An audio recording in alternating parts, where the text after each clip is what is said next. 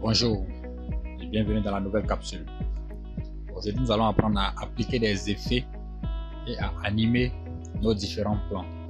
Nous allons commencer par insérer nos différents éléments dans le panneau projet.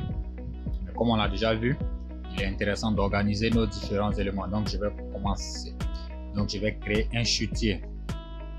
Ce chutier que je vais mettre image. Ensuite, à l'intérieur du chutier, je vais maintenant insérer mes différents éléments. Donc, je vais prendre le générique qu'on essaie de reproduire, puis les 10 images qui vont avec. Au niveau des images, je peux faire un glisser. Donc, je sélectionne toutes mes images, je fais un glisser déposé sur la ligne de temps. Ça me crée automatiquement une section adaptée à mes images. Par défaut, il y a quelques effets qui sont déjà appliqués à nos différents éléments que nous insérons. Quel que soit l'élément inséré, il y a des effets par défaut. Ces effets, on les retrouve dans l'onglet. Ces effets, on les retrouve dans le panneau Options d'effets. Options d'effets se retrouve sur le même alignement que le panneau source. Si vous ne voyez pas, chez moi ici voici l'option d'effet. Si vous ne voyez pas, vous pouvez cliquer sur les flèches qui sont là. Vous allez voir la liste des éléments empilés ici. Si ce n'est pas là non plus, regardez dans le menu fenêtre. À partir de là, vous n'avez qu'à cocher option d'effet si ce n'est pas coché. Pour avoir accès à ces effets, pour avoir accès aux effets par défaut, il va falloir cliquer sur l'élément que vous voulez modifier. Ici, en cliquant sur ma première image, voici les informations de base que j'ai pour mon image. Le premier élément que nous allons modifier, c'est l'échelle. L'échelle va nous permettre de faire un zoom sur notre image. Ici, si je change directement la valeur, vous remarquez dans le panneau programme la taille de mon image qui change. Si je laisse tout au long de la lecture de cette image, j'aurai cette même taille de mon image. Mais ce n'est pas ce que nous voulons. Ici, nous voulons avoir une évolution. Nous voulons que nous quittons soit de cette position, de cette taille, et nous atteignons une taille un peu plus grande comme ça, un peu plus zoomée comme ça. Donc pour cela, il va falloir se mettre là où nous voulons avoir la première valeur. Je me mets au début où je vais avoir la valeur 100 telle que c'est, et j'enclenche le chronomètre ici. Quand j'enclenche le chronomètre, je vois quelque chose qui apparaît ici sur cette piste. Cet élément là s'appelle une image clé. Une image clé permet d'enregistrer les paramètres à cet instant bien précis. Donc je vais défiler jusqu'à 5 images. 1, 2, 3, 4, 5. Avec les touches du clavier, je peux défiler image par image, ou bien avec cette flèche qui est là, défiler en cliquant dessus pour le nombre d'images que je veux. Donc là, je vais mettre la valeur à 200 pour que ça s'agrandisse. Voilà. Je vais zoomer un peu la piste ici, vous allez voir. Vous voyez les deux points qui sont là. Ça, c'est une image clé qui a enregistré la valeur 200 et la première, c'est une image clé qui a enregistré la valeur à 100. En lisant notre vidéo, vous allez voir que l'image va s'agrandir en fonction de la tête de lecture. Ça sera assez rapide. Ici, mon logiciel a du mal à rendre correctement l'effet zoom. Mais soyez rassurés que c'est bien enregistré. Lorsque vous allez lire votre vidéo rendue, vous allez avoir l'effet voulu. Mais néanmoins, moi, je vais procéder autrement vu que ma machine n'est pas prête à me rendre le visuel que je veux. Je vais créer. Qu'est-ce que je vais faire? Je vais aller rapidement. Je vais couper mes éléments à chaque 5 images. Et puis après, maintenant, je vais appliquer l'effet voulu. Donc, je vais annuler l'effet ici. Je vais remettre à 100. Qu'est-ce que je vais faire? Je vais couper mon image à 5 images.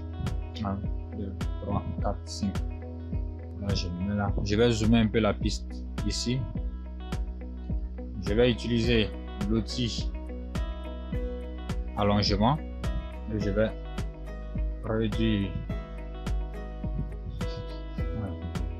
5, je réduis 5, je réduis 1, 2, 3, 4, 5.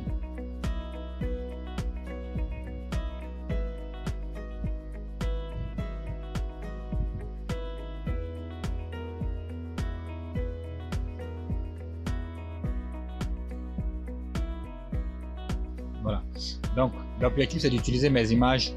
Chaque image, j'utilise 5 images pour chaque plan. Maintenant, qu'est-ce que je vais faire? Je vais utiliser l'ensemble de ces éléments là dans une autre.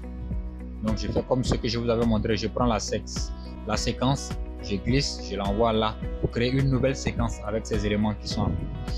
Ça a été expliqué dans la vidéo précédente. Ça aura pour effet de me faciliter la vue de mes animations que je ferai ici. Mon système a dérangé sûrement quelque part, donc quand je fais les animations sur les images directement, je ne vois pas l'animation.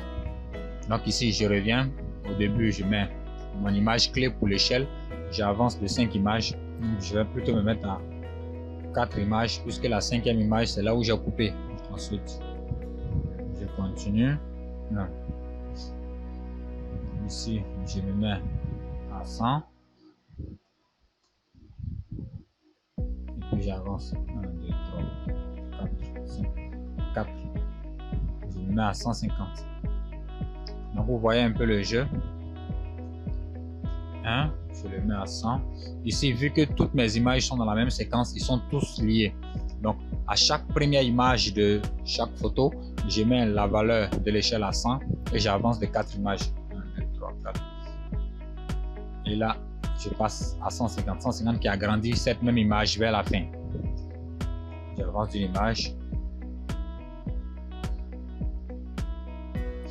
Ok, ça va aller rapidement, vous verrez à la fin ce que ça donne.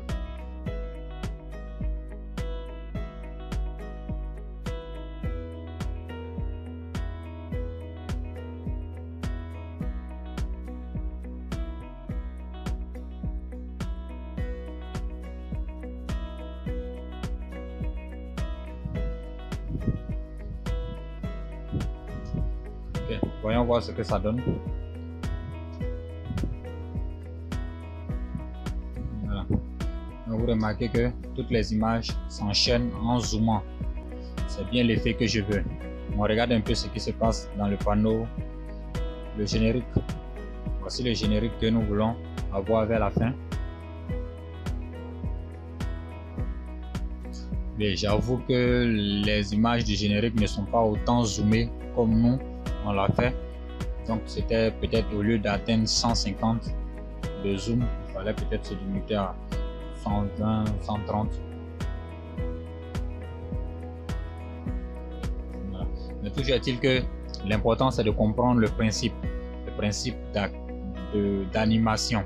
Donc tous ces paramètres là sont animables. En fonction des exercices, nous allons parler de ce qu'il y a lieu de faire pour telle animation.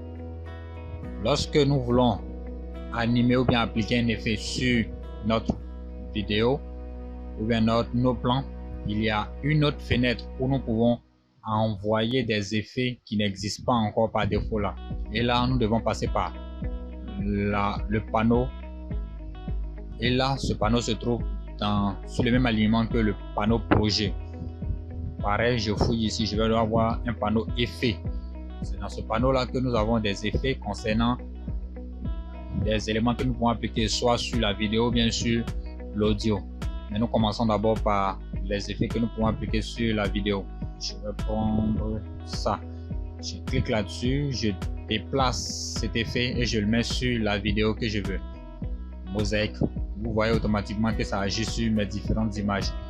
Ici, dans la liste, dans le panneau options d'effet, vous allez voir que l'élément que nous avons inséré se retrouve là. Le voici qui est là, mosaïque. Il n'y a plus qu'à jouer avec les différentes valeurs pour avoir ce que nous voulons comme résultat. Vous voyez, on a le mosaïque qui est là. Si je vais le désactiver, je clique sur le FX qui est là, et se désactive. Si je vais l'animer, il me suffit de cliquer sur le chronomètre qui est là et puis changer les valeurs dans le temps.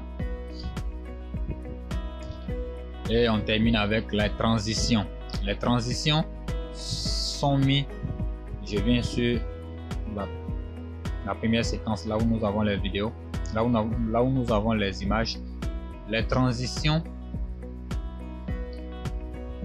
vidéo, ce sont des effets que nous plaçons entre deux images, entre deux plans. Donc ici je vais utiliser le fondu dans la liste des transitions. Lorsque vous avez la transition, vous pouvez cliquer sur l'élément et déplacer entre les deux éléments qui doivent être pris en compte. Donc là, moi j'ai mis fondu au noir entre les deux premières images. Quand vous allez lire votre image, vous allez voir que il y a un fondu qui se passe. Il y a plusieurs transitions qu'on peut mettre. Ici par exemple, je vais faire une petite expérience. Je coupe avec le cutter ma section qui est là, mais ma séquence qui est là, paf, et puis je mets un fondu blanc au milieu. Donc ouais, je me permets de couper et puis je mets. On essaie de lire, vous allez voir. Vous avez senti le blanc ici, vous voyez le blanc là.